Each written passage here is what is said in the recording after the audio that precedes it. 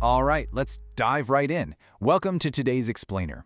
So today we're doing things a little bit differently. We are looking at a super concentrated, incredibly potent piece of source text. It's brief, but we are going to take a really meditative deep dive into what it actually tells us about how we handle modern stress, and honestly, how we can systematically improve our responses to the world around us. So, how do we build the architecture of resilience? Notice how that question is deliberately phrased. It doesn't ask if we have resilience or where we find it. It asks how we build it. We so often fall into this trap of thinking about resilience as this inherent trait, kind of like your eye color or your height. We just assume it's this genetic lottery where you either have it or you don't. But framing it as an architecture, that hooks us into a completely different mindset. It tells us that resilience is a structure, and like any structure, it absolutely has to be actively constructed from the ground up. Okay. I want to share the exact text we're deconstructing today. I'm going to read this out loud, and I want you to really absorb the pacing of these words. Face uncomfortable situations. The journey of raising your resilience threshold is about becoming comfortable with the uncomfortable. That's it. That is the entirety of our source text today from the Architecture of Resilience. Just 2 sentences, but as you're going to see, establishing this brief quote as our philosophical blueprint honestly gives us everything we need. All right, moving to Section 1, the Architecture of Resilience. Building a foundation. What's really fascinating here is how this forces us to totally redefine a word we use every single day. Architecture, right? In this context, it's a built structure requiring active construction and deliberate design. It is literally the absolute opposite of passive existence.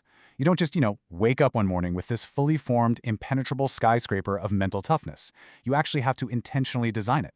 If resilience is architecture, then every difficult decision you make, every single time you choose not to run away, you are engaging in a conscious act of structural engineering. Let's look at Section 2, Facing Uncomfortable Situations, the Primary Building Blocks. The very first instruction is literally just face uncomfortable situations. And get this, there's actually a capital S on situations in the source material. That's not just a typo. It means this isn't a casual suggestion. It is a direct, almost blunt command. The text doesn't tell us to manage uncomfortable situations or navigate around them or delegate them to someone else. It says to face them. These moments of discomfort are the raw materials. Think of them as the cement and the steel required for our architecture. Now, I'd love for you to reflect on your own instincts for a second. Think about a time recently when you felt that sudden spike of anxiety. Maybe a super difficult conversation you needed to have, a challenging project, or even just being in an unfamiliar environment. Our biological wiring is screaming at us to avoid it, right? To go back to being comfortable. But I want to challenge you to consider what actually occurs when you override that primal instinct. What happens when we actively face the uncomfortable? Well, when you stand your ground instead of retreating, you literally start laying down those building blocks of mental toughness. Which brings us to Section 3, the Resilience Threshold, Mapping the Journey. Okay, so the crucial point here is wrapping our heads around this specific concept, the threshold. It is essentially the baseline level of discomfort we can handle before breaking. But the real secret hidden within the source text is that this threshold is absolutely not a static, immovable wall. It's a dynamic, moving baseline. Think of it like a watermark on a pillar measuring a flood. You actually have the power to push that mark higher and higher up the pillar. And that leads directly into the word journey. The source explicitly talks about the journey of raising your resilience threshold. And I think this brilliantly illustrates a vital reality. Raising your capacity for stress is a continuous, ongoing process. You can't just attend some weekend seminar and suddenly become invincible. No way. It's an everyday practice. Nudging that baseline higher is a lifelong journey, not an overnight event. So, we can actually map out the chronological process hidden inside those 2 tiny sentences into 3 distinct, actionable steps. Step 1. Face the situation. Do not look away. Step 2. Experience the uncomfortable. You literally have to sit in the tension of it. You have to let the discomfort happen without rushing for the exit. And finally, Step 3. Raise the threshold. Simply by surviving Step 2, your baseline recalibrates. You are structurally stronger for the very next time.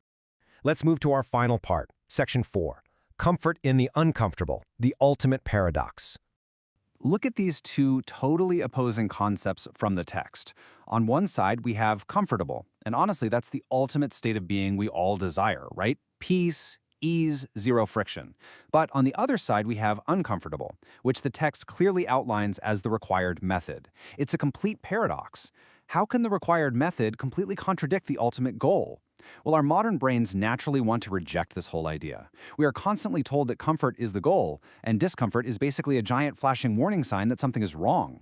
But right here is the profound resolution of that paradox from the text, becoming comfortable with the uncomfortable. This is exactly how embracing the negative becomes the exact mechanism that finishes our architecture. You're not eliminating the uncomfortable situations, because let's be real, life is always going to throw them at you. Instead, you're changing your relationship to the discomfort itself. You get so used to the building process, so accustomed to the friction, that the heavy lifting itself becomes your new normal. You actually find your comfort within the challenge. So, to wrap up this explainer, I want to turn this theory right that onto you with a final provocative question. Think about it honestly for a second. Where is your resilience threshold right now? What is your current breaking point? And more importantly, what uncomfortable situation are you going to purposefully face today to raise that baseline just a little bit higher? The blueprint is entirely in your hands. The raw materials are waiting in the exact discomfort you've probably been avoiding. So, what are you going to build today?